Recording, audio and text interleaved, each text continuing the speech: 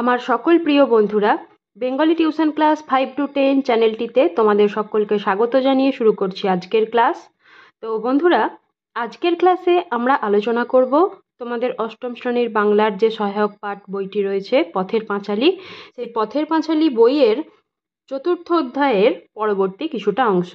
তো এর আগের দিন আমরা কি জেনেছিলাম না, দুর্গা মার খেয়ে ভয়ে বাড়ি থেকে পালিয়েছিল এবং অপু বিকাল থেকে দুর্গাকে খুঁজতে বেরিয়েছিল। খুঁজতে খুঁজতে সন্ধ্যা হয়ে গিয়েছিল। যখন সে পটলির ঠাকুমার কাছে শুনলো যে দুর্গা এইমাত্র বাড়ি ফিরেছে, তো অপু তখন তাড়াতাড়ি করে বাড়ি পৌঁছলো এবং বাড়িতে গিয়ে কি দেখলো যে অপুর দিদি দুর্গা আবার তার মায়ের হাতে মার খেয়ে ছুটতে ছুটতে বাড়ি থেকে বেরিয়ে চলে যাচ্ছে। তো এরপরে দেখো কি বলা হয়েছে, তাহার মনে নানা প্রশ্ন জাগিতেছিল। দিদি আবার মার খাইল কেন? সে এতক্ষণ কোথায় ছিল? দুপুরবেলা দিদি কি খাইল? সে কি আবার কোনো জিনিস চুরি করিয়া আনিয়াছে? কিন্তু ভয়ে কোনো কথা না বলিয়া সে কলের পুতুলের মতো মায়ের কথা মতো কাজ করিয়া ঘরের মধ্যে ঢুকিল। তো বাড়ি ফিরে এসে যখন দেখল যে অপুর দিদি দুর্গা আবার মার খেয়ে ছুটে পালাচ্ছে বাড়ি থেকে, তখন তার মনের মধ্যে কতগুলো প্রশ্ন জাগলো যে তার দিদি তো দুপুরবেলা বাড়ি ফেরেনি, তাহলে সে দুপুরবেলা খেয়েছে কি? তো সে আবার কেন মার খেলো? সে কি আবার কোনো কিছু জিনিস চুরি করে এনেছে? কিন্তু এই একটা প্রশ্নও অপু ভয়ে তার মাকে করতে পারলো না। সে তার মায়ের কথা মতো কী করলো, কাজ করে ঘরের মধ্যে ঢুকে পড়লো। পরে ভয়ে ভয়ে প্রদীপ উস্কাইয়া নিজের ছোট বইয়ের দপ্তরটি বাহির করিয়া পড়িতে বসিল। তো একটু পরে অপু সন্ধ্যাবেলায় কী করলো, তার যে বইপত্রগুলো ছিল সেই বইপত্রগুলো বার করে পড়তে বসলো। সে পড়ে মোটে তৃতীয় ভাগ, কিন্তু দপ্তরে দুখানা মোটা ভারী ইংরেজি কি বই, কবিরাজি ঔষধের তালিকা, একখানি পাতা ছেঁড়া দাশু রায়ের পাঁচালী, একখানি 1303 সালের পুরাতন পাঁজি প্রভৃতি আছে। তো তার কাছে যে সমস্ত বইগুলো রয়েছে সেই বইগুলো কি কি এখানে সেগুলো বলা হয়েছে। সে এখন কি বই পড়ে? সে এখন পড়ে মোটে তৃতীয় ভাগ বই, কিন্তু তার দপ্তরে আরও যেসব বইগুলো রয়েছে সেগুলো কি, দুখানা মোটা ভারী ইংরাজি কি বই, কবিরাজি ঔষধের তালিকা, একখানি পাতা ছেঁড়া দাশু রায়ের পাঁচালী, আর একখানি 1303 সালের পুরাতন পাঁজি আছে। তো এই বইগুলো তার কাছে ছিল। সে নানা স্থান হইতে চাহিয়া এগুলি জোগাড় করিয়াছে এবং এগুলি না পড়িতে পারিলেও রোজ একবার করে খুলিয়া দেখে। তো এখনো পর্যন্ত অপু এই বইগুলো পড়তে পারে না, পড়তে শেখেনি, কিন্তু না পড়তে পারলেও সে কী করে, রোজ একবার করে খুলে দেখে। এগুলো সে এদিক ওদিক থেকে চেয়ে চিনতে জোগাড় করে রেখেছে। খানিকক্ষণ দেওয়ালের দিকে চাহিয়া সে কি ভাবিল। তো এরকম পড়তে বসে সে দেওয়ালের দিকে তাকিয়ে তাকিয়ে খানিকক্ষণ বসে কি ভাবল। পরে আর একবার প্রদীপ উস্কাইয়া দিয়া পাতা ছেঁড়া দাশু রায়ের পাঁচালীখানি খুলিয়া অন্যমনস্কভাবে পাতা উল্টাইতেছে। এমন সময় সর্বজয়া এক বাটি দুধ হাতে করিয়া ঢুকিয়া বলিল, এসো খেয়ে নাও দিকি।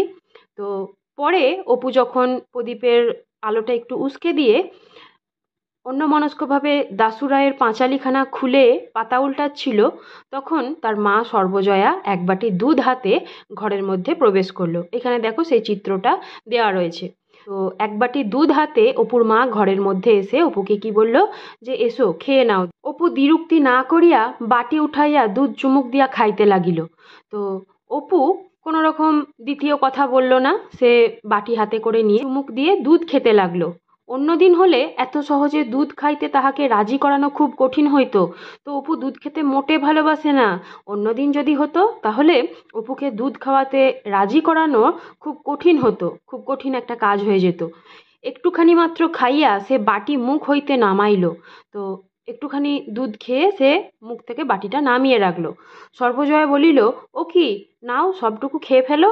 তো তার মা তাকে কি বলছে, যে ওইটুকুনি খেয়ে নামিয়ে রাখলে চলবে না, সবটুকু খেয়ে ফেলতে হবে। ওইটুকু দুধ ফেললে তবে বাঁচবে কি খেয়ে? তো অপু বিশেষ খুব একটা খেতে ভালোবাসে না। তো অপুর মা সর্বজয়া তাকে বলছে যে একটুখানি মাত্র দুধ খেলে সে কি খেয়ে বাঁচবে।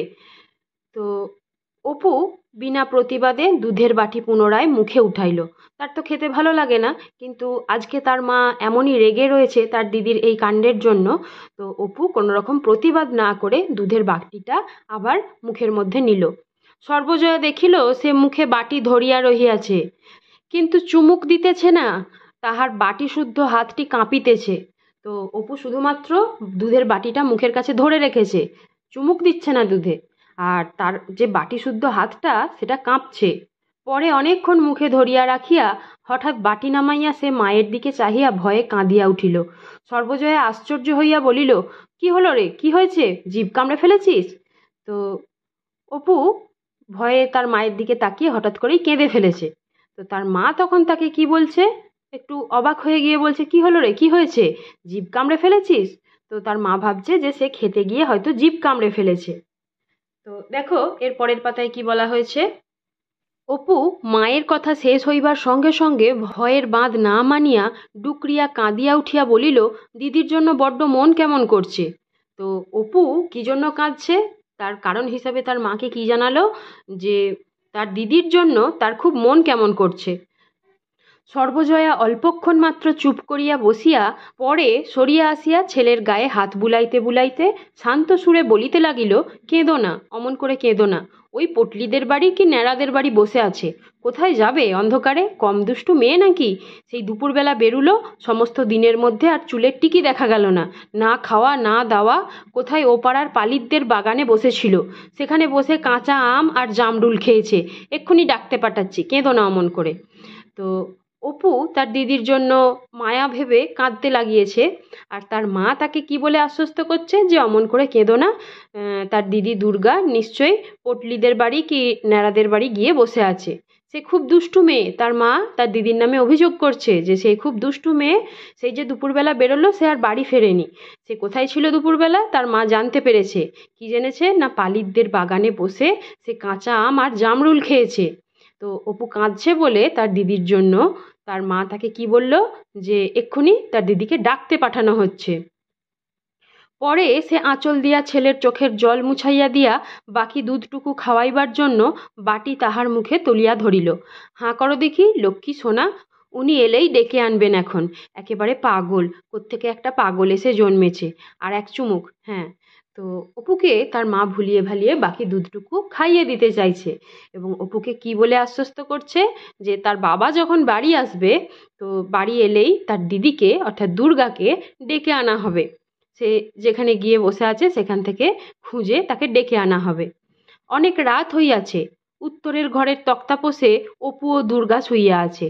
অপুর পাশে তাহার মায়ের শুইবার জায়গা খালি আছে, কারণ মা এখনো রান্নাঘরের কাজ সারিয়া আসে নাই। তাহার বাবা আহারাদি সারিয়া পাশের ঘরে বসিয়া তামাক খাইতেছেন। বাবা বাড়ি আসিয়া দুর্গাকে পাড়া হইতে খুঁজিয়া আনিয়াছেন। তো তারপর অনেকটা সময় কেটে গেছে, অনেকটা রাত হয়ে গেছে। আর উত্তরের ঘরের তক্তাপোষে অপু আর তার দিদি দুর্গা দুজনে শুয়ে আছে, আর তার পাশে তাদের মায়ের শোবার জন্য খানিকটা জায়গা খালি রয়েছে। কারণ তার মা এখনো শুতে পারেনি, কারণ তার রান্নাঘরের কাজ এখনো শেষ হয়নি।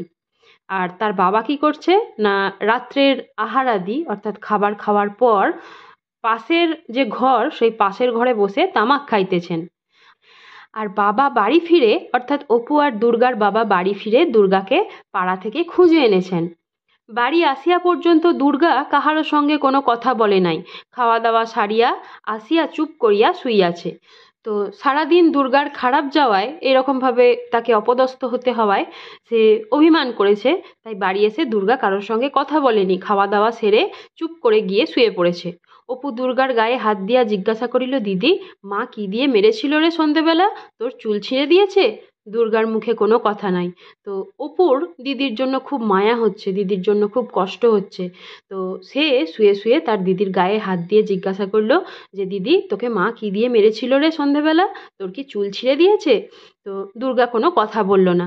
সে পুনরায় জিজ্ঞাসা করিল, আমার উপর রাগ করেছিস দিদি? আমি তো কিছু করিনি।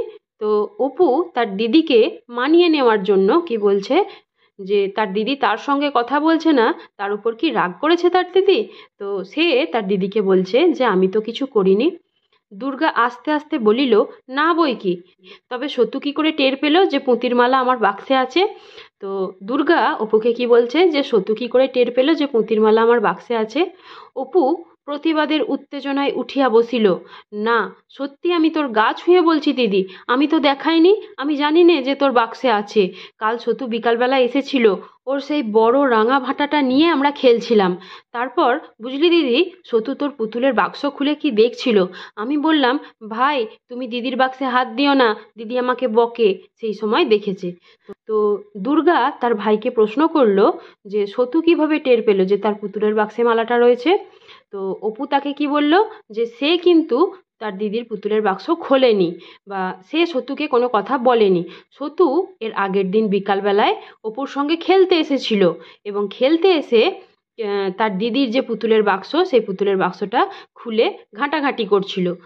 তখন অপু সতুকে বারণ করে বলল যে তুমি দিদির বাক্সে হাত দিও না, দিদি আমাকে বকে। তো সেই সময়ই হয়তো বাক্সটা খুলতে গিয়ে দেখেছে। পরে সে দুর্গার গায়ে হাত বুলাইয়া বলিল, খুব লেগেছে রে দিদি, কোথায় মেরেছে মা? তো অপু তার দিদি দুর্গাকে বলছে যে তার দিদির কি খুব লেগেছে, খুব মেরেছে তার মা। তো সে তার দিদিকে ভালোবেসে মায়ার সঙ্গে এই কথাগুলো বলছে। দুর্গা বলিল, আমার কানের পাশে মা একটা যা বাড়ি মেরেছে, রক্ত বেরিয়েছিল, এখন কনকন করছে, এই দেখ হাত দিয়ে। এই তো দুর্গা কি বলছে, তার মা তাকে কোথায় মেরেছে, তার কানের পাশে একটা বাড়ি মেরেছে, আর সেখান থেকেই রক্ত বেরোচ্ছিল। এখনো পর্যন্ত দুর্গার সেই জায়গাটা যন্ত্রণা হচ্ছে, তাই সে বলছে কনকন করছে, এই দেখ হাত দিয়ে। তো সে তার ভাইকে দেখালো, এইখানে তাই তো রে, কেটে গিয়েছে যে, একটু পিদিমের তেল লাগিয়ে দেবো দিদি। থাকগে, কাল পালিতদের বাগানে বিকালবেলা যাব, বুঝলি, কামরাঙা যা পেকেছে, এই এত বড় বড়, কাউকে যেন বলিস নে, তুই আর আমি চুপি চুপি যাব। আমি আজ দুপুরবেলা দুটো পেড়ে খেয়েছি, মিষ্টি যেন গুড়।